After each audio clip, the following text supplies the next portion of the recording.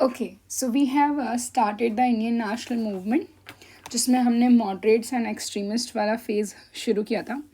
और हमने देखा था इनिशियली मॉडरेट्स पिटीशन और ये सब कर रहे थे, बट उससे हुआ कुछ नहीं।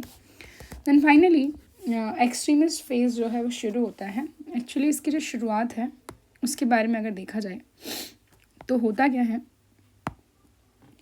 कि हम देखेंगे कि यहाँ पर एक गवर्नर जनरल आता है जिसका नाम है क्या, कर्जन। क्या नाम है? कर्जन। तो कर्जन ने बोला कि भैया हम जो है ना बंगाल को डिवाइड कर रहे हैं।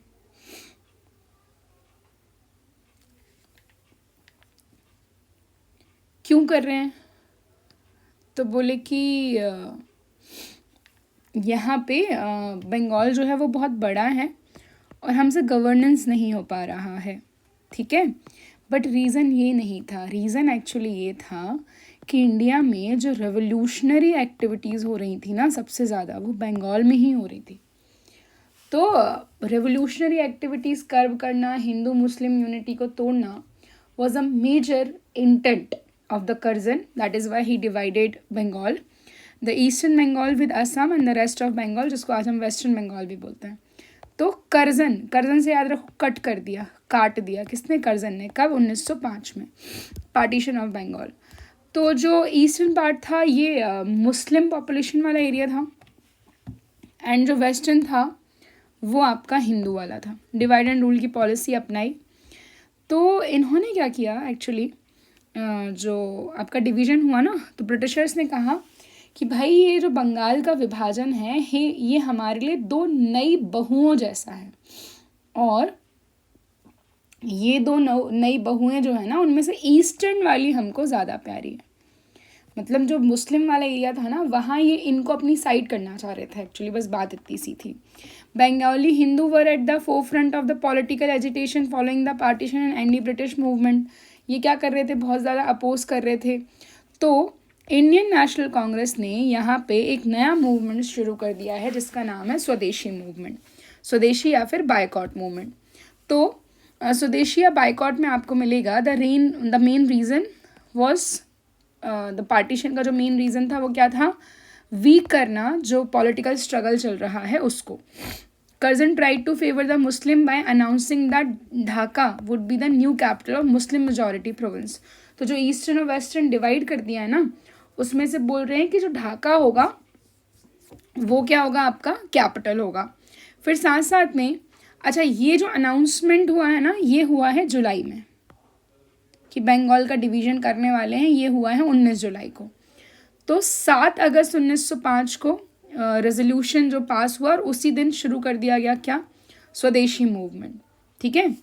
और फाइनली 16 अक्टूबर 1950, ये डेट आपको याद रखनी, नेशनल मॉर्निंग डेज दिन, मॉर्निंग मतलब शोक दिवस घोषित किया गया था। So 16th October 1905, the partition came into force. This day was observed as a day of mourning throughout the Bengal. People bathed in Ganga and walked barefoot, sing Vande Mataram, है ना, theme song बन गया था वंदे मातरम। और इसी समय जो रविंद्रनाथ टैगोर थे उन्होंने लिखा था अमार सोनार बांग्ला, जो कि बाद में जाकर के नेशनल एंथम भी बना है बांग्लादेश का। तो ये आप याद रखेंगे। Then we have Surendranath Banerjee, Anand Mohan Bose, इनने सोशल गैदरिंग्स की, सब लोगों ने एक दूसरे के हाथ पे राखियाँ बांधी, ये सारा कुछ हुआ। फिर हमें मिलेगा कि कौन कौन से लीडर्स हैं जिन्होंने मूवमेंट लीड किया है, स्वदेशी मूवमेंट। तो पूना और बॉम्बे में वी हैव बाल गंगाधर तिलक। आपको अगर याद हो तो बाल गंगाधर तिलक की 2 किताबें बता दी थी मैंने आपको। एक बता दी थी मराठा, एक्चुअली मैगजीन्स थे, और दूसरी बता दी थी Kesari. Kesari was in Marathi language and Maratha was in English. Punjab Lala Lajpat Rai and Ajit Singh. Delhi Syed Haider Raza, और मद्रास में है चिदम्बरम पिल्लई। इंपॉर्टेंट फैक्ट है, सारी इंपॉर्टेंट है इनफैक्ट, ठीक है। इसके बाद हुआ क्या देखो, 1905 की मैंने आपको 3 डेट बता दी। कौन कौन सी बता दी? देखो, 19 जुलाई बता दी, 7 अगस्त बता दी, और 16 अक्टूबर बता दी। इस दिन अनाउंसमेंट हुई कि पार्टीशन होगा, इस दिन स्वदेशी मूवमेंट शुरू हुआ, और इस दिन फाइनली पार्टीशन कर दिया गया ईस्टर्न एंड वेस्टर्न, कर्जन ने, ठीक है। यहाँ पे कई बार, वैसे तो नहीं आता पर फिर भी कभी कभी क्वेश्चन आ जाता है कि जब पार्टीशन हुआ ना बंगाल का, तो ईस्टर्न वाला पार्ट और जो वेस्टर्न वाला पार्ट था उसके गवर्नर या लेफ्टिनेंट गवर्नर्स किसको बनाए गए थे? तो ईस्टर्न एंड वेस्टर्न, है ना। तो जो पूर्वी बंगाल था ईस्टर्न वाला, तो यहाँ पे थे आपके ब्लूमफील्ड फुलर, लेफ्टिनेंट गवर्नर था यहाँ पे। और पश्चिमी जो कि आज का बिहार उड़ीसा, तो यहाँ पे था एंड्रयू फ्रेजर। एनसीईआरटी में इसका नाम मेंशन नहीं है बट फिर भी मैं आपको बता रही हूँ, फुलर एंड फ्रेजर, ठीक है। फिर क्या होता है, 1905 की बात हो रही है ये, कांग्रेस के बीच में मतभेद हो गए, मॉडरेट्स और एक्सट्रीमिस्ट। एक्चुअली होता क्या है देखो, 1905 में गोपाल कृष्ण गोखले थे, पार्टीशन मूवमेंट में ज़्यादा कुछ हुआ नहीं। 1906 में दादा भाई नौरोजी अध्यक्ष बने, पहली बार कांग्रेस के अध्यक्ष ने स्वराज टर्म यूज़ की है, ये आप याद रखेंगे, 1906 दादा भाई नौरोजी। अब यहाँ पर जो स्वदेशी मूवमेंट था वो किसने लीड किया? एक्सट्रीमिस्ट लीडर्स ने। So under the extremist leader boycott of the foreign goods, public meeting, processions, ये सब हो रहे थे, है ना। तो यहाँ पर जो मॉडरेट्स थे वो तो इस चीज़ से हैप्पी थे ही नहीं। स्वदेशी प्रोग्राम्स चल रहे थे, बंगाल नेशनल कॉलेज सेटअप हुआ, शांति निकेतन बनाया गया, और सतीश चंद्र मुखर्जी जो है नेशनल काउंसिल ऑफ एजुकेशन लेकर के आए। तो ये चीज़ें हुई, स्वदेशी अपनाने की बात की। चिदम्बरम चिदम्बरम पिल्लई ये लेकर ये आपके इन्होंने स्वदेशी स्टीम इस्टेब्लिश किया तूतीकुरिन में। रविन्द्रनाथ टैगोर ने अमार सोनार बंगला लिखा, सुब्रमण्यम भारती ने स्वदेशा गीतम लिखा, तिलक गणपति और शिवाजी फेस्टिवल की शुरुआत की, बंगाल में अलग अलग ट्रेडिशंस हुए, ये सब कुछ हुआ, ठीक है। मासेस का अच्छा खासा हमें इसमें देखने को मिल रहा है participation, students, women, swadeshi movement में, labour union strike Bengal Punjab में हुई, काफ़ी सारी चीज़ें हुई। अब हुआ क्या देखो, Muslims of upper class and middle class इनने पार्टिसिपेट नहीं किया। सलीमुल्लाह तो बिल्कुल ही एकदम सपोर्ट कर रहे थे बंगाल के पार्टीशन को। अभी देखेंगे हम, ये सलीमुल्लाह हमें देखने को मिलेंगे 1906 में। इसी समय जैसे ही पार्टीशन कर दिया ना बंगाल का कर्जन ने, तो कर्जन के बाद हमें मिलेगा मिंटो जो है वो नया गवर्नर जनरल बना, और मिंटो से मिलने जाते हैं कौन कौन?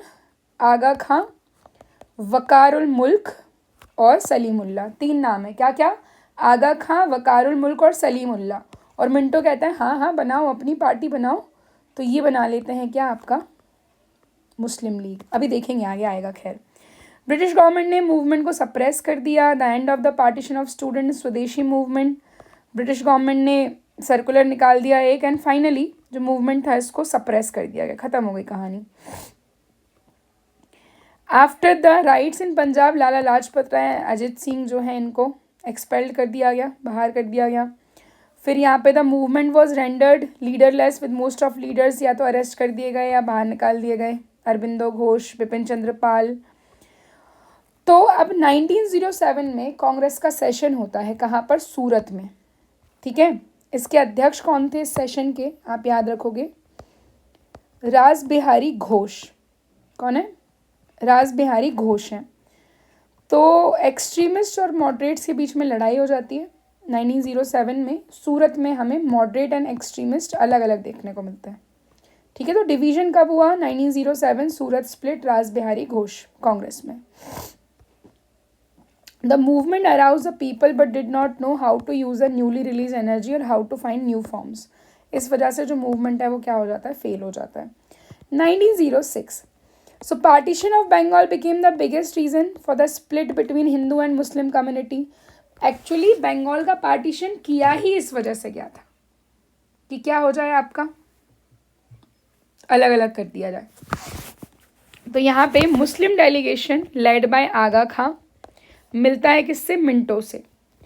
आगा खां, वकारुल मुल्क एंड सलीमुल्लाह मिल रहे किससे? मिंटो से, ताकि मुस्लिम्स के लिए स्पेशल स्टेटस की क्या हो सके? डिमांड हो सके। So in the year 1906 Muslim League was establish in Dhaka. तो मुस्लिम लीग कब फाउंड हुई है? दिसंबर 1906। कभी? दिसंबर 1906। कहाँ? ढाका में। फाउंडर्स में नाम अगर मैं बोलूँ तो तीन नाम याद रखेंगे, आगा खां, वकारुल मुल्क एंड सलीमुल्लाह। एंड कौन, Salimullah. The first president was Viqarul Mulk, पहला प्रेसिडेंट किसको बनाया, वकारुल मुल्क को। Between the years 1905 to 7 the mutual differences of extremist and liberate देखने को मिल रहे थे हमें। Moreover the leaders of extremist party did not believe in the ability of the moderates, वो उनको लग रहा था कि फालतू नेगोशिएट कर रहे हैं, इससे होना जाना कुछ है नहीं है। ऐसा कौन बोल रहे हैं, एक्सट्रीमिस्ट बोल रहे हैं। और 1905 में जो बनारस सेशन हुआ था ना, जिसके अध्यक्ष थे गोपाल कृष्ण गोखले, तो वहीं से टूटने की कगार पर आ गया था। एंड फाइनली 1907 में जो एक्सट्रीमिस्ट थे वो चाहते थे कि लाला लाजपत राय अध्यक्ष बने, बट अध्यक्ष मॉडरेट लीडर को बना दिया गया, कौन बने, रास बिहारी घोष बने। So that became the immediate cause, है ना। तो या तो लाला लाजपत राय या तिलक कोई प्रेसिडेंट बन जाए, बट ये नहीं बना। एंड देन फाइनली हमें देखने को मिल रहा है कि यहाँ पर extremist wanted in Nagpur with Tilak और Lala Lajpat Rai as a president Swadeshi और बाइकॉट जो है वो पास किया जाए, बट ऐसा हुआ नहीं। तो फाइनली रास बिहारी घोष प्रेसिडेंट बने और रेजोल्यूशन स्वदेशी बाइकॉट और नेशनल एजुकेशन पे ड्रॉप कर दिया गया। एंड दोनों साइडों में एक रिजिड पोजीशन देखने को मिली। एंड फाइनली क्या हो जाता है, यहाँ पे स्प्लिट हो जाता है। ठीक है, तो ये हमने देखो 3 इवेंट पढ़े, 1905 का बंगाल पार्टीशन, 1906 का मुस्लिम लीग फॉर्मेशन और 1907 का सूरत स्प्लिट। ठीक है, अब आगे देखो दिल्ली दरबार। तो दिल्ली दरबार was an Indian imperial style, जो आपका किंग या क्वीन आती थी ना वहाँ से, तो उनको वेलकम करने के लिए ऑर्गेनाइज किया जाता था। और इंडिया में टोटल कितनी बार ऑर्गेनाइज किया गया है, 3 बार, 1877, 1903 एंड 1911। दिल्ली दरबार कितनी बार हुआ है, 3 बार, 1877, 1903 एंड 1911। तो पहली बार हमें देखने को मिला 1877 में Delhi Durbar by Thomas Henry. It was held to proclaim Queen Victoria as empress of India. ये बोल रहे हैं कि भैया क्वीन विक्टोरिया जो है वही अब भारत की वो हैं, और लिटन जो है उस समय वाइसराय था। ठीक है, फिर हम देखेंगे 1911 में जॉर्ज पंचम और क्वीन मैरी इंडिया आए, तो उनके स्वागत में यहाँ पे हार्डिंग्स हमें गवर्नर जनरल मिलेगा, उसने ऑर्गेनाइज किया इसको। तो यहाँ पे बोल दिया कि कलकत्ता से कैपिटल शिफ्ट कर दो दिल्ली, और दिल्ली को कैपिटल बना दिया गया कब, अप्रैल 1912 में। तो 1911 के दिल्ली दरबार के बाद ये चीज़ हुई। बट दिल्ली दरबार में जब ये जॉर्ज पंचम आए थे ना, तो इनको भैया बड़ा अपोज किया गया। तो जॉर्ज पंचम जो है वो बोल गए कि हाँ ठीक है, चलो बंगाल का पार्टीशन हम कैंसिल करते हैं। बंगाल का पार्टीशन क्या करते हैं, कैंसिल करते हैं। पर जो वाइसरॉय था वो था हार्डिंग्स, तो उसने बोला तुम्हारे कैंसिल करने से क्या है, तुम तो बोल के चले जाओगे, काम तो मेरे को करना है ना। तो प्रिंस तो बोल करके चले गया, पर उसने किया ही नहीं। ठीक है, ये याद रखना कि अनलमेंट हो गया था, कैंसिलेशन हो गया था, बट ऐसा हुआ नहीं। दिल्ली दरबार में ये लिखा हुआ है, annulment of the partition of Bengal and the transfer of India's capital, but किया नहीं इसने। हार्डिंग्स जो था ना गवर्नर जनरल, बहुत ही बेकार आदमी था। अब भैया हमें देखने को मिल रही है भारत में रेवोल्यूशनरी एक्टिविटीज़, कहाँ से कब शुरू हो रही हैं ये सब कुछ।